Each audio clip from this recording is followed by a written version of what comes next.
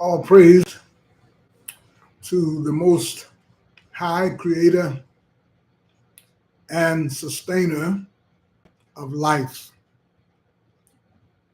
Blessings upon those who are striving to honor creation.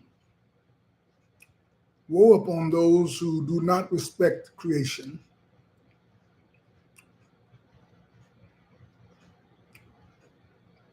Blessings upon our Creator, the one who gave me my first heartbeat and who has sustained that heartbeat up until now.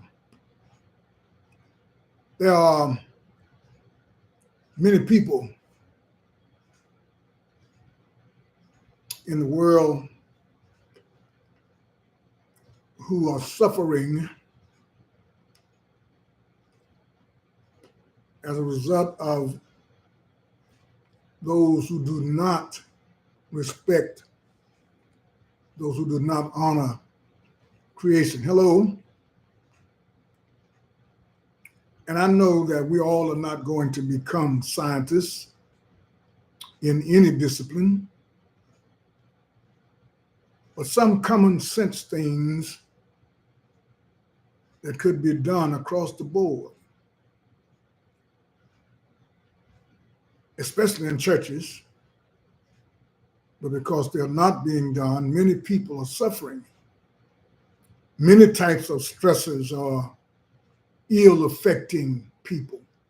We had an outstanding senior citizen seminar today about the seasons of your life, about the things that we go through, particularly as seniors.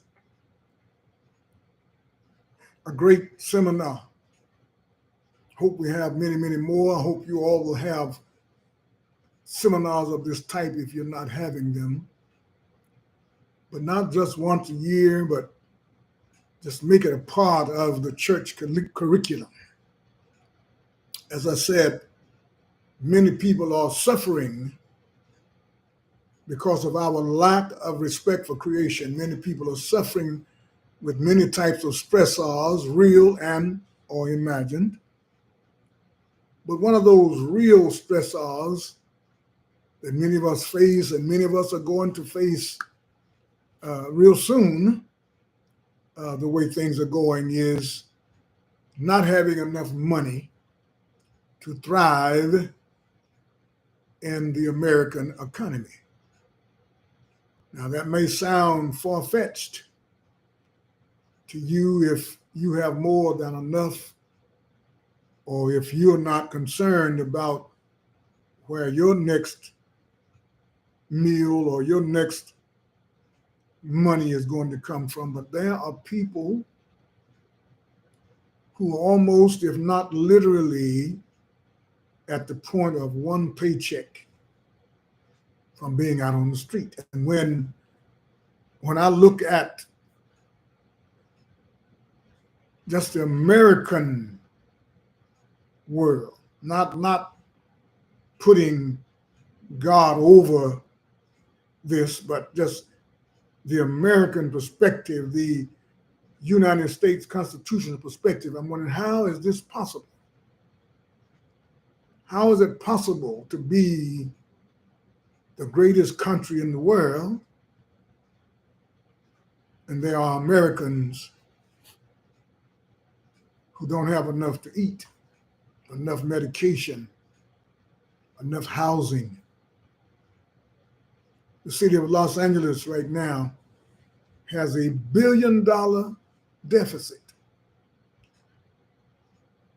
And over 3.5 billion, I think, if I'm not mistaken, were given to the homeless the last time Congress met in Sacramento. What's happening to the money? People are stressing out, and based on what I studied in school, in college, some of the case studies, after people stay on these streets after people stay away from their families and from their social norms, they start to develop mental illness, which, in my estimate or estimation, results from not having enough money to thrive in our American economy. The Oxford Dictionary says thrive means to grow or develop well or develop vigorously. What does that look like as a member of the Lord's church? To thrive certainly does not mean that everything will go your way all the time. But Paul said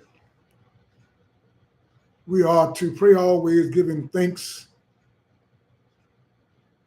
knowing that the Lord is able to do extremely and abundantly above all that we ask or think, and that God shall supply our every need. But in the meantime, there are go-betweens between God and man who quite often interfere with the potential to thrive, with the potential to grow or develop vigorously. Hello, it is Saturday, April 26th, 2025, 5 p.m. Pacific Standard Time. Welcome to Church Talk Unlimited with James Paul Berry. Today we're going to talk just for a few minutes about, are we going to live together? No, it's not cold out here, brother. It's cool. It's overcast. Are we going to live together or die apart? You guys cold down there? Are we going to live together, particularly in the church? When I first started thinking about this, I was thinking about the whole earth.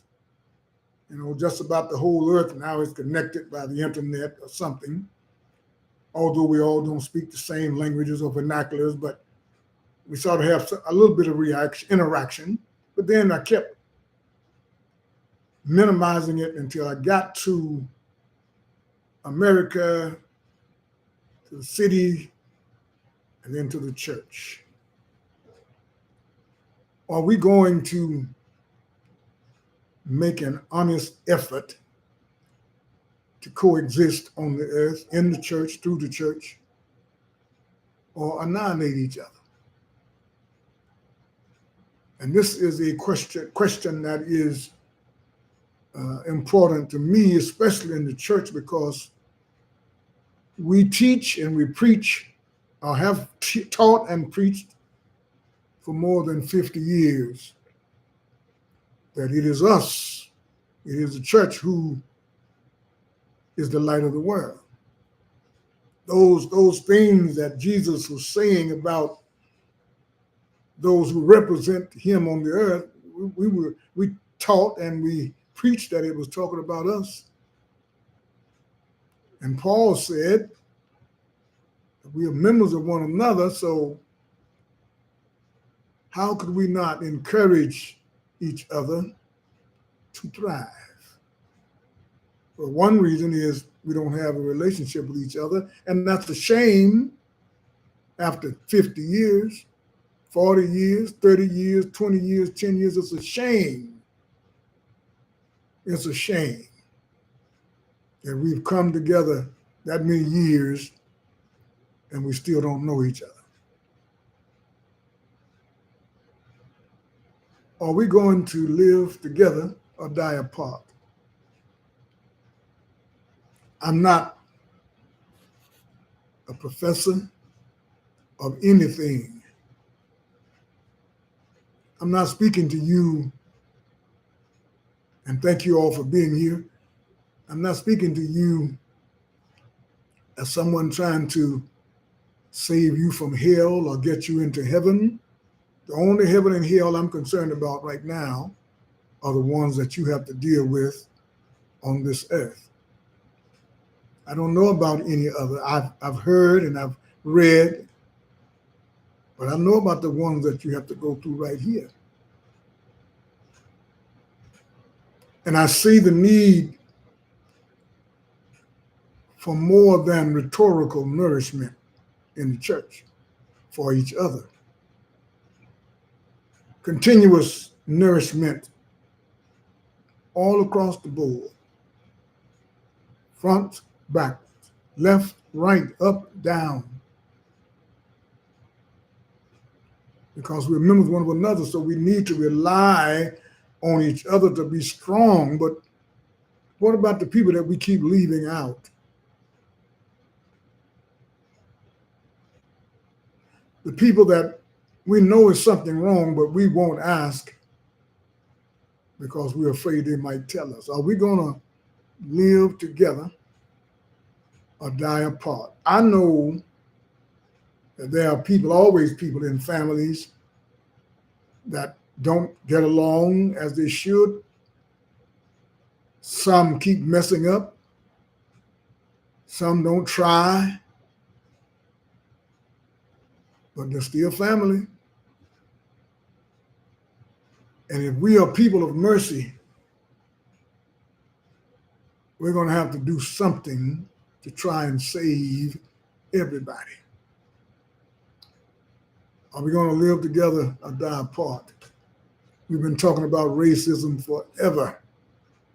I'm so sick of marching and protesting and striking because everything is not about racism. And a lot of the people talking about racism are rich people. They don't have to worry about Target and other places. For too long, people that are called Christians in America have acted in fear instead of faith. Because fear keeps us talking about making the world better instead of making the world better. Well, then, brother, you might say, what do you suggest? Particularly in the churches, I suggest, as I've suggested for over 4 years now, that you spend God's money on God's people as needed, starting with those who need it the most to those who need it the least. As long as you are helping people, I beg you, do that, particularly in the church. Not so much about the community, but help those in the church who need your help so that they can thrive, so that they can develop well, so that they can develop vigorously. And even though they may come and sit at your feet for the next 50, 60, 70 years, they can sit there with the same dignity that you have when they sit at when you sit at their feet, or when they sit at your feet. Are we going to live together or die apart? Does it matter? It seems like it doesn't at times. It seems like we just go along to get along. It seems like we are just full of rhetoric, just talking loud, but not really meaning it, wishing you well in the moment, but not going to do anything to bring that about. Are we going to live together? Live, not, my left foot just barely hanging on, but my right foot is thriving. Does that make sense? Especially to the leadership of churches. Do that make sense when you see 30% of your churches is just thriving in all kinds of ways, and you got 70% that just foot just dragging, and you don't even ask Doesn't that seem strange? Maybe you do ask. I hope you do. If you do, God bless you. I pray that you continue, especially those churches that have pastors and elders. And Paul said, feed the church. You've been made overseers, feed it. You're overseers for the purpose of overseeing their spiritual lives so that they can thrive. Are we going to live together or die apart? Until next time, brothers and sisters, I wish you all the things that you need. God bless you. Good to see you, brother.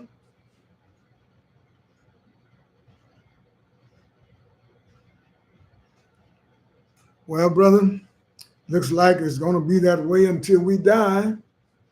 And just talking about it, of course, is not going to bring it about. But the world could be such a much better place if we would really try to live together. Now, getting along, sometimes you put up with stuff, but I'm talking about live together. We all know what it takes to live, so let's do it. God bless you.